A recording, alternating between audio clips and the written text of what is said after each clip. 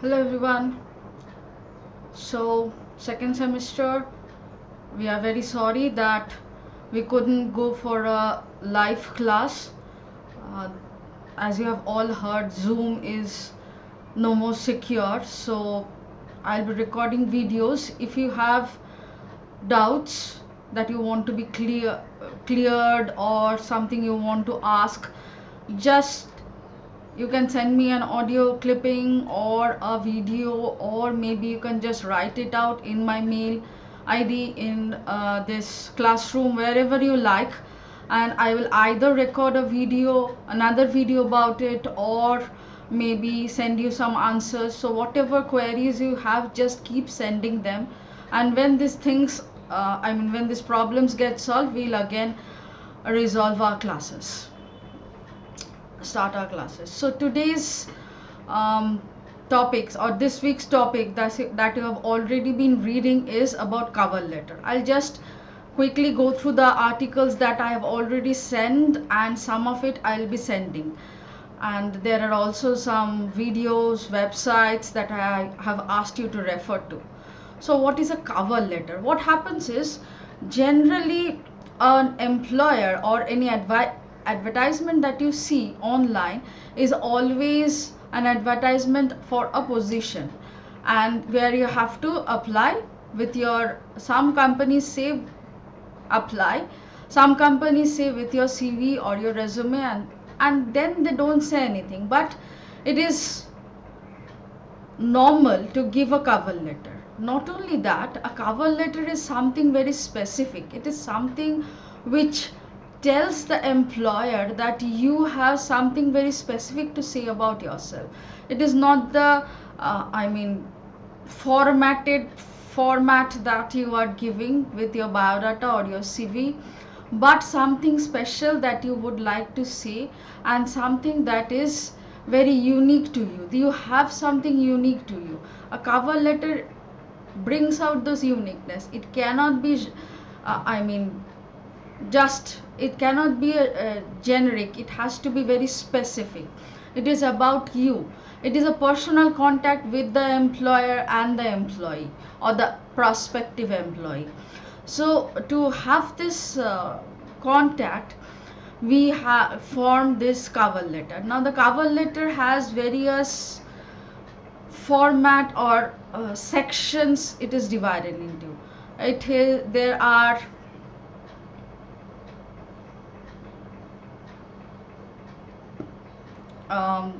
they say that if you have a specific address but you are applying digitally online, you may leave out the address, but I don't think that is a very good idea. So go ahead and give all your, because it may be printed and then maybe used, so better give everything. Then come your date, your name, your city, phone address, email address and stuff. Then comes your greetings, then comes the opening paragraph, then comes the middle paragraph, and the closing paragraph. Now in the opening paragraph, you have to introduce yourself with so much enthusiasm and with so much and what should I say, you should grab the attention at the first or second line. A person will not read later on if the first or second line is not interesting enough, not eye catching enough. So please make this part very um, very specific about you. Don't talk about things. Generally, what we all do is, um, we have been watching. I have come across this advertisement in so and so paper and stuff like that. That is okay. That was okay for a time being, when cover letters were very fresh. People were just starting to write cover letters. But nowadays that is not the fact. Nowadays cover letters have become more um, a way to enter, have a peep into your soul, into your being, into your personality. So make that a reflection of your personality, make that a reflection of your capabilities, of your strong points. The middle paragraph, is where you talk about the relevant experiences. In your CV, there are stuff where you are, I mean, not going to talk about. Just give me a minute, guys. Okay, so the middle paragraph is um, where you will be talking about specific accomplishments or specific experiences or specific things that you have got, because when you are starting fresh you don't have experience, but that doesn't mean you don't have a related experience. You may have been suppose as a teacher I may have been teaching my friends, my classmates in certain things, so I have some experience of teaching. So that is what I am going to relate, that I am a little bit different from my classmates. I am a little bit more attuned to the specific type of job that I am going to do.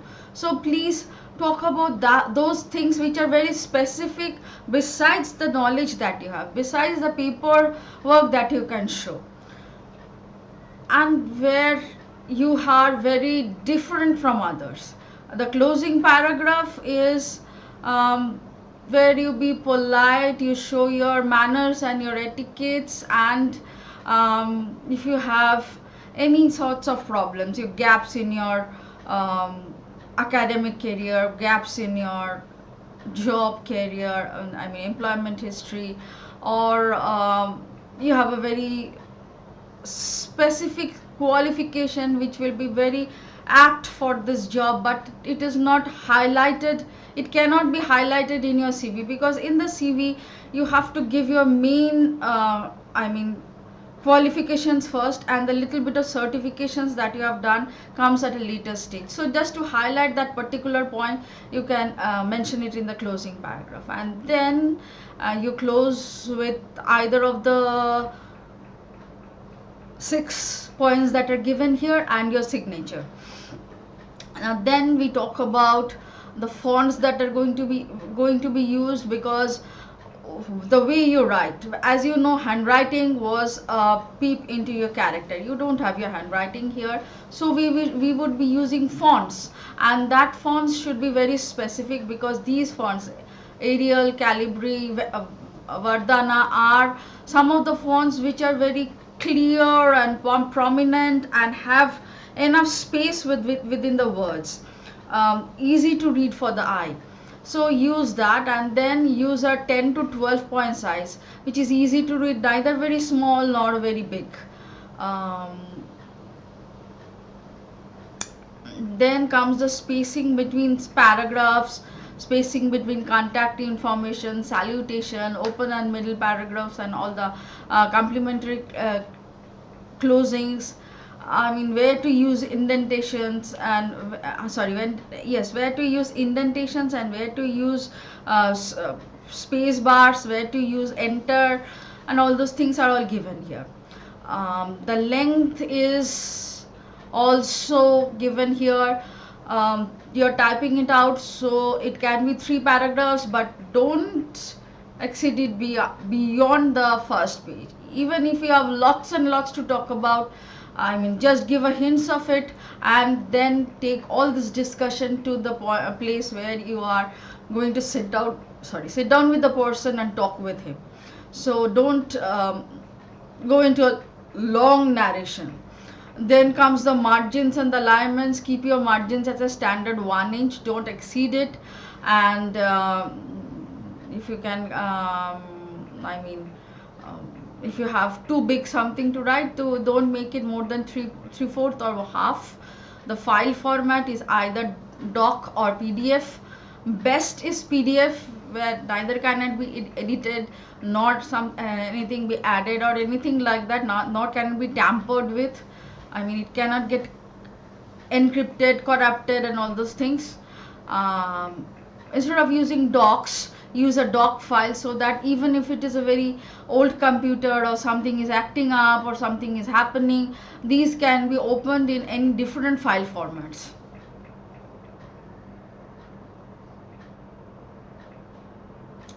Here I have given you an example. So This is the cover letter of Annie, and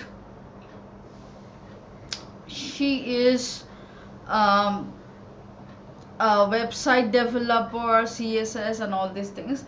Just look at the way she has written. She has just given it in a page, even lesser than a page.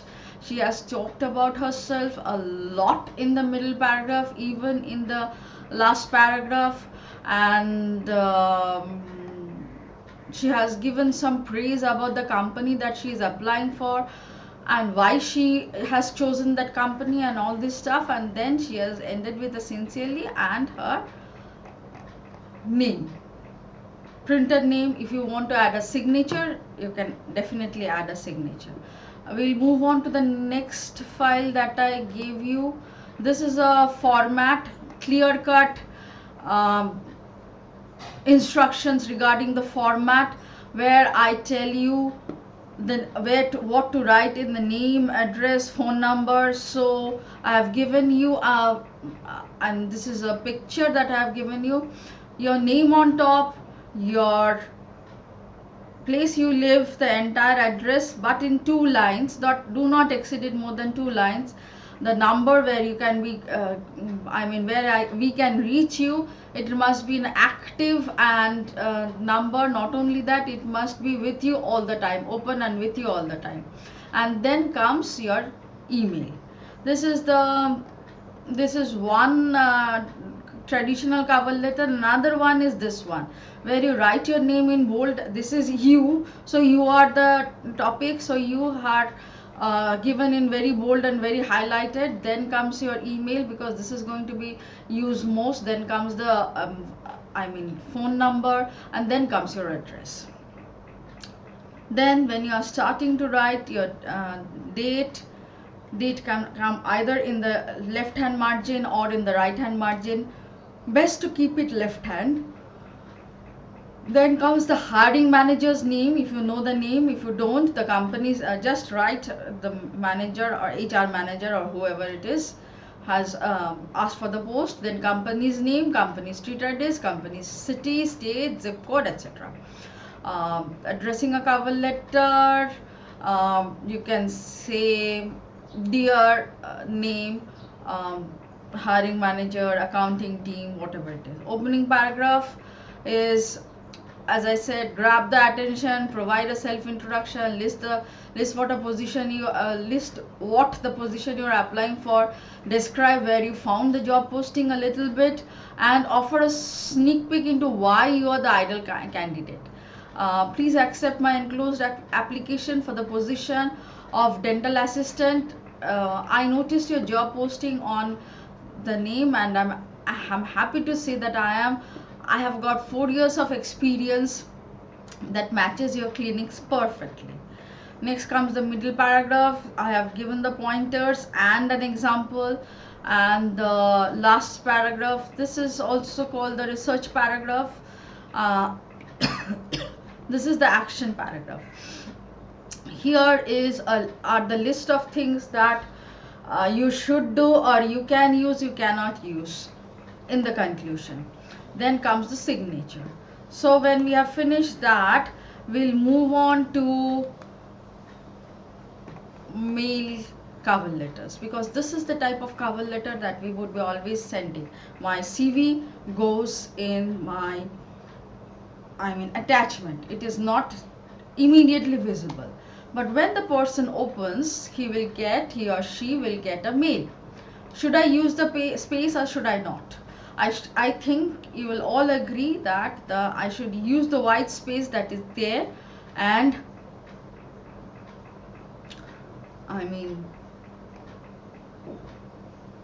make them look definitely, surely, with enthusiasm into the CV that I have attached.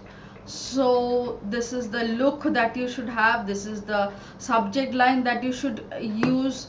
These are the standard protocols: sincerely, warm regards, etc. Then keep it short. The first paragraph and the second paragraph. Third paragraph, make it only 1 or 2 lines. Try to keep all the things that you have been saying in the second and third paragraph into one single paragraph, and again, if possible, make it as simple as possible. You can also make bullet points for the second paragraph. Just write 1 or 2 sentences and then bullet points. When we go online, it is difficult for us to read paragraphs. Like you will see that I wasted some time reading this, and when you go through this, you'll find that you are also wasting a lot of time, because online we are habituated to read bullet points, short sentences and stuff like that, so it takes us a little bit time. So that yours doesn't take time, make it bullet pointed if you can, if it is possible. Not always is it possible, don't try very hard, but if possible, just go on with some certain bullet points. Be specific, keywords are key. So keywords are certain things that are used while a person reads a CV. So someone may just scan and try to find out the bullet points. So try to find out the keywords. So go ahead and use the keywords 2 or 3 times in the paragraph. Suppose you have decided that from the advertisement that there are 4 keywords. So 4 keywords can be used, 3 of them can be used 3 times, and 1 of them can be used only 2 times. What we do best is, from these keywords we take 2 of them and use it 3 times, take another 2 of them and use it 2 times. That means 4 keywords, 6, I have used 10 times, not more than that. If you find the number of keywords more than 4, try to use them even lesser, so that you can restrict your keywords into 10 words. Don't overuse your keywords. Keywords doesn't mean they are being used. Keywords means they are being repeated more than once, and they are the vital words in the article, biodata, CV, whatever, cover letter, whatever you are using.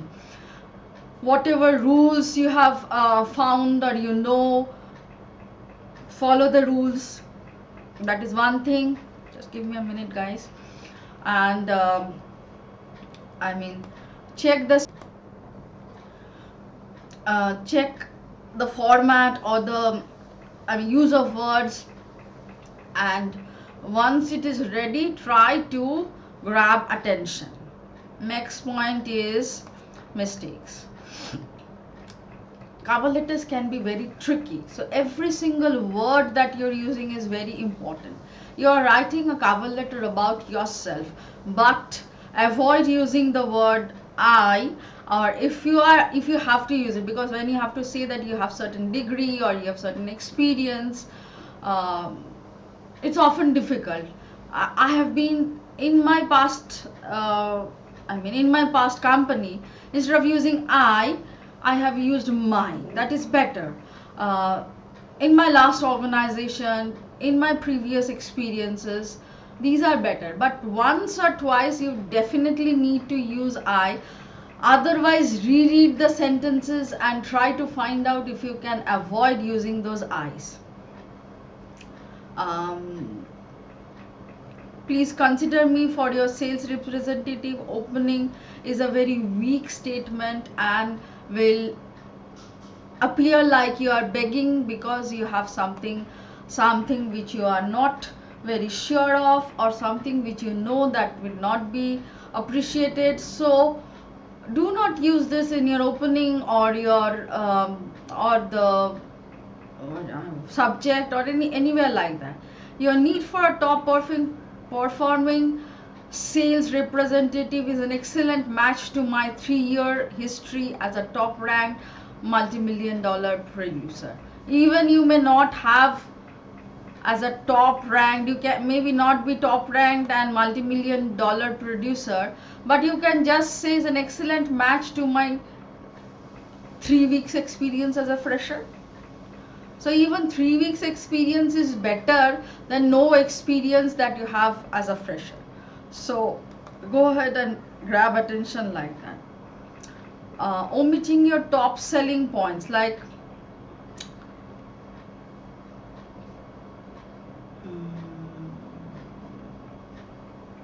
you have certain um, experience or background of communication skills. Suppose I'll tell you one experience that I had a few days back. I have an ex-student who is presently in working in the Paris Embassy as a consultant and a technical, a technical consultant more specifically, because she comes from computer engineering background. Now she wishes to pursue higher studies in public affairs. Public affairs means you have to communicate person to person, one to one in many cases, one to many in certain cases. The most important skill that she needs is communication skills, and to showcase that, we had to write a recommendation letter. Now when I was in that college where she studied, we had arranged, there were twice two programs were arranged. One was a cultural program or a fest, college fest, and another was a seminar workshop type of thing that was arranged. So in the cultural fest, it was done under the guidance of 2 or 3 faculties, but mostly it was their initiative, students' initiative, that had made that successful. So the students had asked us guidance about some anchors, and she was chosen as one of the anchors. She had performed her part pretty well. So when the next time came about this seminar or workshop, we asked her to be one of the anchors. There were 2 or 3 presenters. She was asked to be an anchor and a presenter.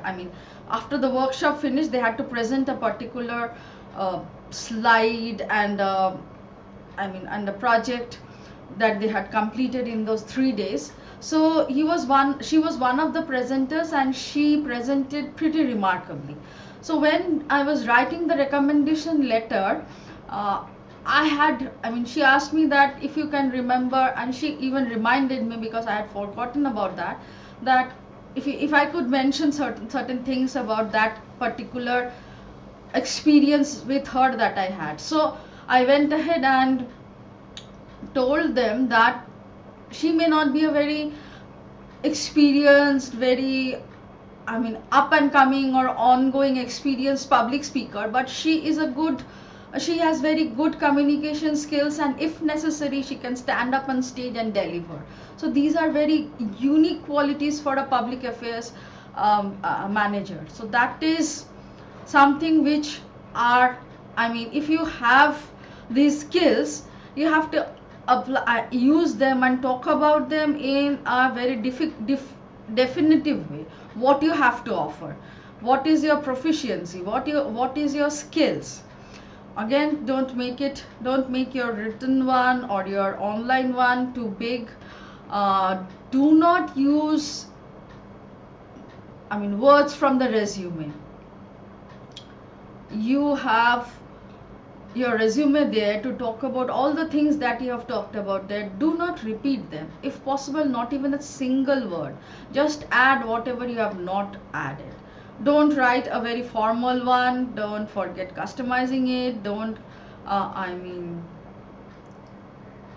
you may not end it passively, or sign your letter and stuff like that. This is something I don't have to tell you. Okay, so this is the assignment. One thing I should add here is that we have, if you go through your, especially the assignment part that I sent today, I added a lot of things there. I added 1 or 2 videos, some links from our established job searching sites, which also have blogs, and they have certain things to say about your CV and your cover letter, because they are experiencing them daily. They have more ideas about what is working and what is not working. So I've sent you all of them. Go through every single one of them and then write this. When you're writing the cover letter, follow the format that all of them tells you. Your cover letter is for a position that you are going to join as a trainee. Don't think yourself as a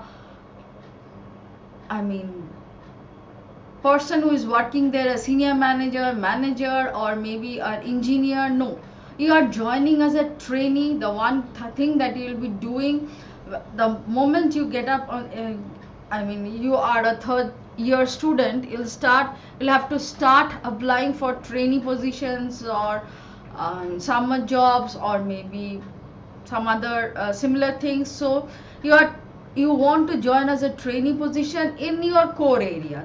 This is also important, not in any other areas, in your core area. When you are a computer science graduate, computer science area, electronics graduate, electronics area, triple E graduate, triple E area, civil graduate, civil area.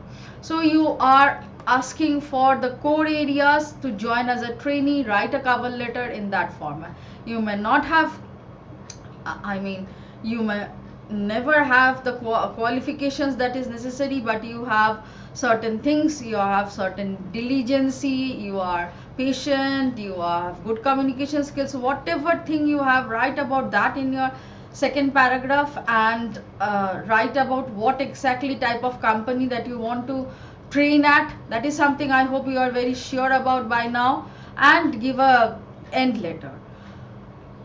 You can either do a email cover letter, or a, I mean, normal cover letter. It is up to you. Okay, so thank you guys. I hope we can I mean, I hope we can have some results from this discussion I have done with you. Go ahead and complete your assignment. If you have any doubt, any problem, please get back to me through your classroom or any other means that you think comfortable. Okay, bye.